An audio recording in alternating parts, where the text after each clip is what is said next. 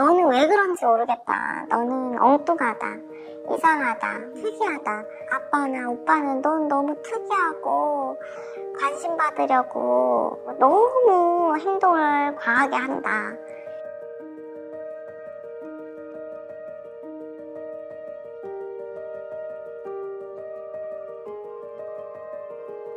저는 39살 주부고요. 저는 조용한 타입 ADHD로 진단을 해주셔서 치료를 받았습니다. 제가 사실 어릴 때는 틱이 굉장히 심했었고요. 음성틱이나 행동틱 같은 것도 심했고, 그거를 가지고 지내면서 또 교우관계도 많이 어려움을 많이 겪어가지고요. 공부를 열심히 해보려고 했는데 공부 많이 한 거에 비해서 성적이 잘 안 나오고 그런 게 당연한 것처럼 그렇게 알고 계속 컸거든요. 제가 이제 대학 진학할 때도 삼수까지 하면서도 제가 한 거에 비해서 성과가 많이 안 나와서 원래 다들 이런 건가 보다 하고 그렇게 지내왔는데, 제가 이제 결혼하고 아기를 낳고 키우다 보니까 체력이 떨어져서인지 더 산만하고 정신없는 모습이 많이 제가 느끼기에도 많이 보였어요. 근데 남편이 지나치게 산만한 것 같다, 기두가 지나친 것 같다라는 얘기를 해줘서 아이들한테도 영향이 미칠 것 같다고 그런 얘기까지 해줘서 제가 안면상이라는 알아보게 되었습니다.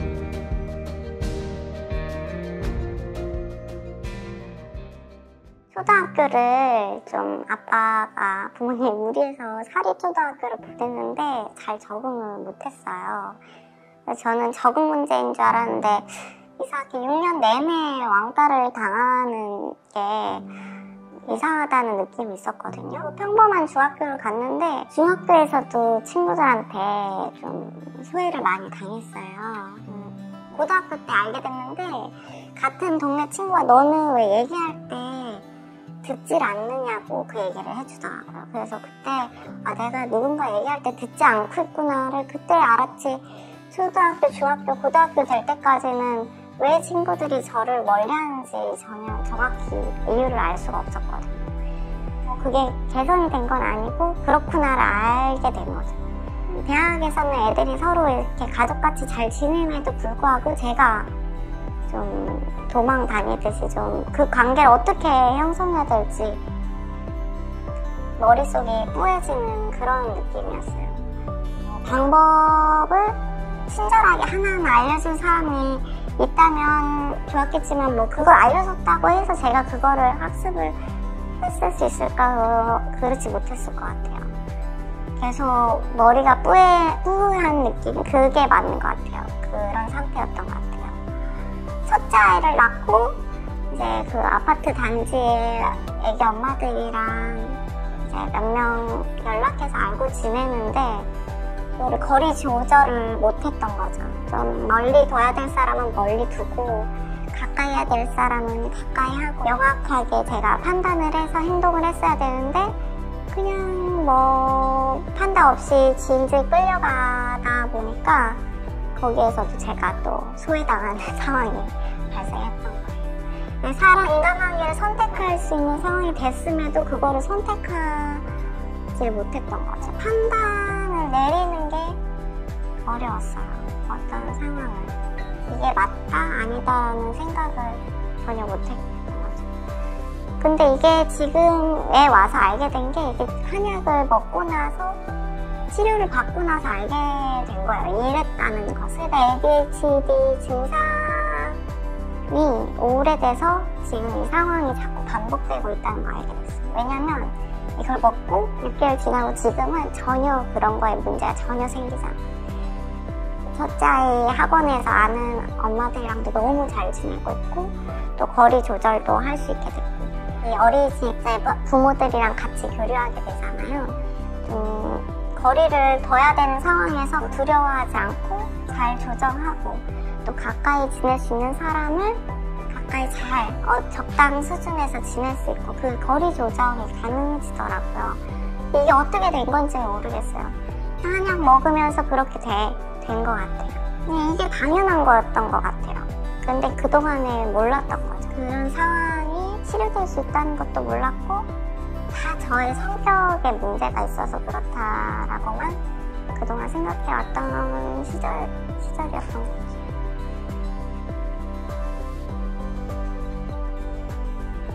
가족들 아무래도 더 가까우니까 고쳐주려고 하다 보니까 저를 고치려고 하신 거죠. 뭔가 문제가 있는 것 같다. 정확한 원인은 모르지만. 그래서 어릴 때는 약물 치료도 하고 이러다가 중고등학교 가서는 이제 체벌로 번지는 거예요. 네, 오빠가 있었는데 오빠가 이제 많이 그렇게 좀 폭력적으로 이제 오빠가 폭력적이고 아빠도 굉장히 저를 힘들어하고 엄마도 힘들어하고 근데 저는 뭐가 원인인지 모르겠는 거죠. 저는 그냥 평범하게 있는데 무슨 의도를 가진 건 아니거든요. 근데 계속 저를 힘들어하고 너는 왜 그런지 모르겠다. 너는 엉뚱하다. 이상하다. 특이하다. 아빠나 오빠는 넌 너무 특이하고 관심 받으려고 너무 행동을 과하게 한다. 그런 얘기를 항상 하셨었던 것 같아요. 엄마는 좀 회피하게 되고 저를 좀 방치하게 되고 이런 그거는 뭐 어릴 때부터 쭉 있어왔고요. 제가 이제 커가니까 물리적인 힘으로 하려고 하다 보니까 좀 폭력적이고 그런 방치되는 상황이 많이 벌어졌던 것 같아요. 근데 제가 어떤 의도를 가지고 그 부모님을 미워하고 오빠에게 뭐를 느껴서 해코지하고 싶은 마음이 있어서 무슨 엉뚱하게 행동했던 건 아니거든요. 저도 원인을 모르겠고 방법도 모르겠고 그냥 저는 저대로 행동했을 뿐인데 이제 가족 간에 많이 소원해졌죠. 근데 그것도 참 이게 치료받고 많이 개선된 것 같아요. 성인이 돼서 직장을 구해서 들어가게 되었어요. 회사도 괜찮고 되게 편안한 분위기였거든요. 근데 상사는 이제 저를 좀 교육시켜서 이끌어 가려고 좀 강하게 하실 수도 있는 거지만 그 정도는 자연스러운 상황이었는데도 불구하고 제가 너무 긴장을 많이 하고 일분들이 저를 대할 때 너무 어려워하는 거예요. 제가 너무 긴장하고 불안해하고 뭐 한마디만 하면은 그 발을 떨듯이 반응을 하니까 좀 이해하고 하는데 정말 원만하지 않았던 것 같아요. 그러다가 이제 바로 사수는 이제 저를 또 바꿔주기 위해서 강하게 나오기 시작하면서 제가 회사 생활이 많이 어려웠던 것 같습니다. 잘 이해를 못한다. 설명해줘서 잘 이해를 못한다. 제가 하면은 혼자 공부하고 혼자 학습해서 반복적으로 해놓은 거는 남들보다 빨리빨리 수행할 수 있거든요. 그러니까 제가 머리가 나빠서 그런 것 같진 않았는데 이게 하여튼 그때도 똑같은 느낌이었어요. 머릿속이 뿌해지는 그런 느낌을 항상 받았던 것 같습니다. 어릴 때는 그게 당연한 걸로 생각했어요. 그게 너무 다른 사람도 그런 줄 알았던 거죠. 그냥 무서운 거예요. 그냥 무섭고 그냥 불안하고 제 친구가 그때 초등학교 때 가장 친한 친구가 있었는데 그 친구도 많이 힘들었어요. 저 때문에. 그 친구가 항상 너는 불안해란 말 좀 그만하라고 저한테 불안해 좀 제가 불안해란 말을 하고 있는지 몰랐어요. 근데 불안해 좀 그만 얘기하라고 그렇게 아주 질린 듯이 저한테 얘기했던 게 기억이 나네요. 그때 중학교 때였는데 그때 성적이 굉장히 예민했던 시기였기 때문에 시험 공부를 해야 되는데 시험 공부만 시작하면 불안한 거예요. 이 공부를 몰입하는 상황이 너무 불안했어요. 그래서 막 MC 스퀘어도 끼고 그랬죠. MC 스퀘어 끼고 막 별 친구한테 전화를 해서 나 너무 불안하니까 진정시켜달라고 하고 그랬었어요, 제가.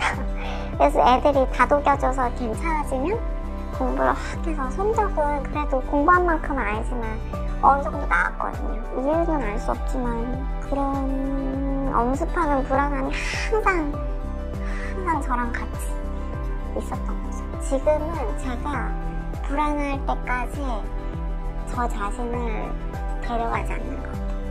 그 전에 제가 한계 설정을 해서 여기까지만 하면 돼라고 그 생각이 떠오르는 것 같아요. 여기까지 하면 된다. 그리고 요거는 이렇게 하면 된다. 요거는 여기까지만 하면 그러면 되게 이렇게 딱 안정감 있게 마무리가 될 거다라는 느낌이 들어요. 예전엔 그거를 모르고 너무 떠오르지 않기 때문에 계속 그렇게 몰고 갔던 것 같아요. 교우관계가 안 좋다 보니까 성적이 오르면 좋지 않을까 생각을 했던 것 같아요. 그래서 공부를 한번 열심히 해봤는데 너무 힘들었어요. 체력적으로 너무 지치고 힘들고. 근데 어쨌든 성적이 나오니까 교우관계가 좀 나아지더라고요. 아이들이 보는 시선이 달라져서 그런지. 쟤는 좀 엉뚱하고 이상한 애야 생각했는데 그래서 성적은 잘 나오니까 아마 공부를 잘하니까 저게 엉뚱할 수 있어 이렇게 받아들였던 것 같아요. 근데 그때 그로부터 이제 공부에 집착하기 시작했던 거예요. 그래서 이제 수능을 볼 때 제가 의대나 약대를 가야 된다고 생각을 했어요. 그때 엄마가 약국을 하고 계셨는데 그거를 제가 이어서 받으면 너무 완벽할 것 같은 상황이 제가 이제 더 이상 불안에 떨지 않아도 될 것 같았어요. 근데 절대 안 나오더라고요. 정말 성적이. 제가 정말 남들이 하는 수기집을 읽고 그대로 형태를 많이 따라갔거든요. 문제집도 그때 풀었다는 문제집을 몇 번 봤다. 오답노트를 했다. 그런 걸 다 그런 형식적인 걸 다 따라해봤어요. 근데 그게 형식적일 뿐 제가 제 마음속, 머릿속으로 들어오는 느낌이 들지 않는 거예요. 감이 안 잡히고 이 자동적으로 이렇게 공부가 돼야 되는데 뭐가 덜그럭 걸리는 느낌이었어요. 그때 좀 치료를 받았다면 지금 어쨌든 불안이 좀 잠재워지면서 방법이 떠올랐을 테니까 아마 무리하지 않았을 것 같아요. 무리하지 않고 한계를 설정해서 그게 저가 할 수 있는 범위를 좀 더 단단히 했을 것 같아요. 그게 너무 아쉬워요. 그때 좀 일찍 알았으면 어땠을까.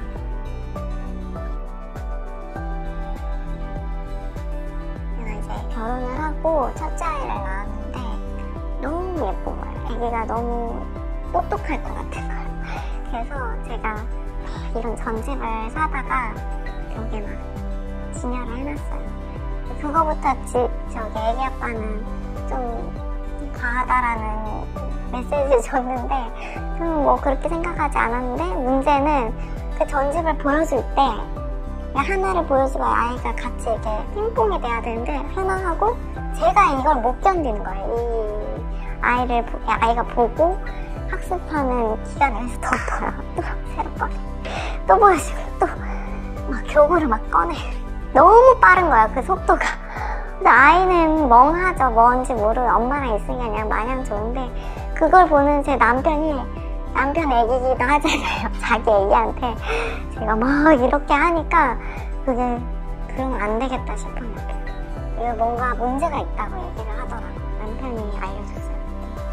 이게 뭔가 그 소위 말하는 ADHD 그런 걸 수도 있겠다라는 얘기를 그때 해서 제가 유튜브 통해서 이제 알아보게 된 거죠. 연결이 됐던 것 같아요.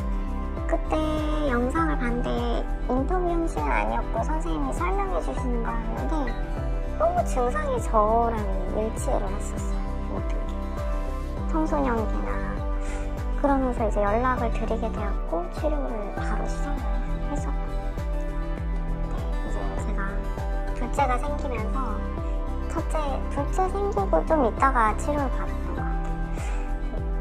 첫째 아이한테 과도하게 어렸을 때 체벌적으로 훈육을 받았던 거에 대한 어떤 그때 기억이 떠올라서인지 그렇게 과도하게 아이한테 이제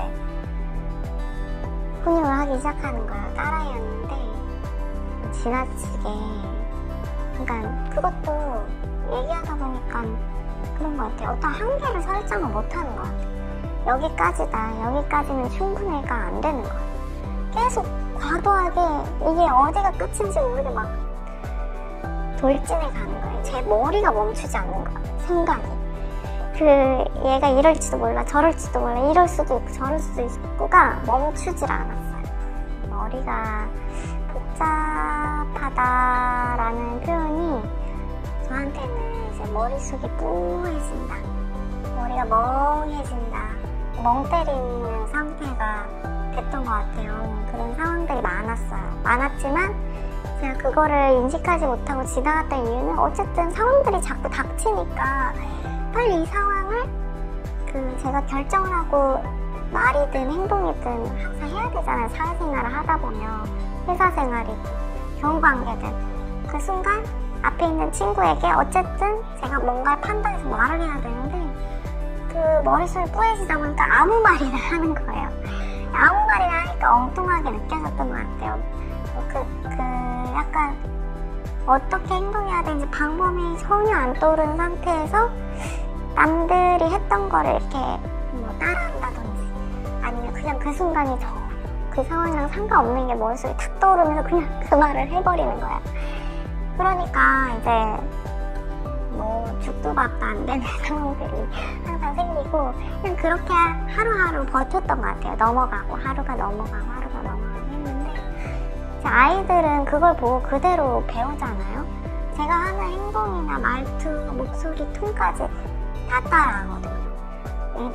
이거는 저도 안 되겠다 싶어서 이제 지푸라기 잡는 심정으로 이제 연락을 드렸던 건데 굉장히 저는 너무 감사드리고 지금 상황은 이제 그런 상황이 왔을 때 일단 머리가 뭔가 그 생각이 떠올라요. 이때는 이렇게 하자. 대단한 방법이 아니에요. 엄청 굿 아이디어가 떠오르는 건 아닌데 이 상황에 적당한 수준에 맞는 어떤 생각이 떠올라요. 그 다음으로 자연스럽게 넘어갈 수 있는 거죠. 그러다 보니까 이제 그 새로 만난 아이 엄마들과도 자연스럽게 대화할 수 있고 자연스럽게 헤어질 수 있고 다음에 만났을 때 어색하지 않고 부담스럽지 않고 그런 게 가능한 것 같아요. 지금 상황이. 그래서 참 너무 다행이다. 아이들이랑 대화하다 보면 그 대화 행동을 아이들이 그대로 어린이집 가서 하거든요. 근데 이 아이가 엄마가 엉뚱하게 얘기하던 거를 그대로 한다면 그 아이도 결국엔 똑같은 어려움을 직면하게 되잖아요. 그러지 않을 수 있어서 참 다행이다. 신체적으로도 좀 버티는 힘이 생겨서 부지런히 청소하고 정리하고 하다 보면 집안일이 끝이 없잖아요. 계속 아이들 어지러고 저는 계속 치우고인데 거기에서 이제 버티는 힘이 생기다 보니까 아무래도 좀 덜 지치는 것 같습니다. 육아에 있어서.